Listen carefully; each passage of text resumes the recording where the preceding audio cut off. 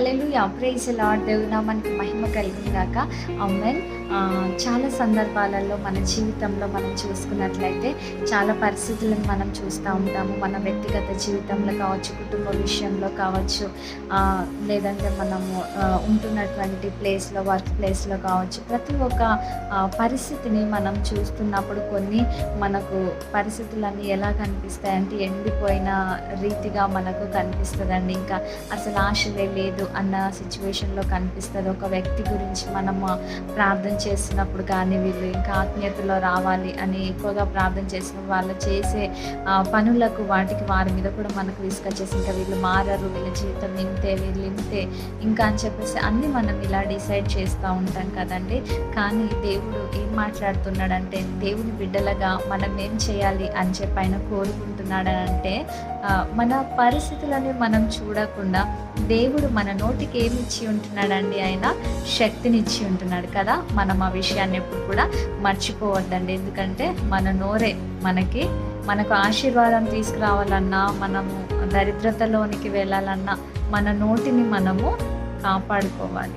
ఎందుకంటే దేవుడు మన నోటికి శక్తినిచ్చి ఉంటున్నాడు కదా.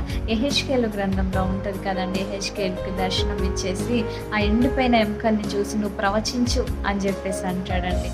అంత విశ్వాసంతో మనం కూడా మన జీవితంలో ఎదురవుతున్న ఆ ఎండిపోయిన ఎముకల్లాగా ఉన్నటువంటి మన పరిస్థితులు కావచ్చు, అసలు ఇంకా ఆశలే లేవు అన్న సందర్భంలో నువ్వేం పలుకుతున్నావు? నువ్వు జీవాన్ని పలుకుతున్నావా? మీ పిల్లల్ని చూసి కావచ్చు, మీ పిల్లలు సరిగా చదవకపోయినా, ఇంకేదైనా చేయకపోయినా అందరూ ఏమంటాడు, ఇంకా వీడు బ్రతికింటే, వీడు ఎందుకు పనికిరాడు, ఇలా నువ్వు ఇలా పలుకుతున్నావా? లేదనంటే నువ్వు చాలా ప్రయోజకుడు అవుతావు నాన్న, నువ్వు ఇలా ఉంటావు, నీ జీవితం ఇలా ఉంటుంది, నువ్వు గొప్పవాడు అవుతావు అని చెప్పేసి ఈ విధమైనటువంటి ప్రవచనాలు మీరు పలుకుచున్నారా? చాలా జాగ్రత్తగా కనిపెట్టాలని చాలామంది తల్లిదండ్రులు పిల్లల పైన చాలా ఆరోపణలు చేస్తూ ఉంటారు.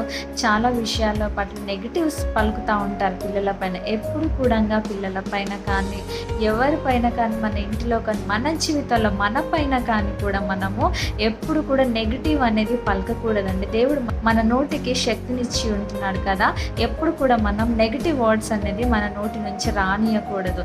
నీకు పాజిటివ్ మాట్లాడడం చేత కాకపోతే నీ నోటికి మూత పెట్టేసుకోవాలి, అంతేగాని నెగిటివ్ అస్సలు కూడా పలకకూడదు.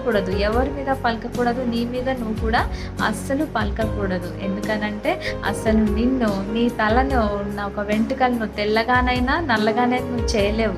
ఎందుకంటే నీ దేహము దేవుని ఆలయం అయి ఉంటున్నది. నీవు నీ సొత్తు కాదు, దేవుని సొత్తు అయి ఉంటున్నావు. దేవుని పనిని చేయడానికే దేవుడు నిన్ను ఇక్కడ పంపించి ఉంటున్నాడు. కాబట్టి నిన్ను నువ్వు అనుకోవడానికి కూడా, నెగటివ్స్ పలకడానికి కూడా వీల్లేదని దేవుడు నీకు సెలవిస్తున్నాడు. ఒక దేవుని బిడ్డగా నువ్వు ఏ పరిస్థితిని చూసినా, ఎలాంటి పరిస్థితి నీకు ముందర కనిపించినా కానీ నువ్వు పాజిటివే పలకాలి, నువ్వు ప్రవచించాలి, నువ్వు పాజిటివ్ మాటలే ప్రవచించేదానిలాగా ఉండాలని దేవుని పేరిట మనం చేస్తున్నాను.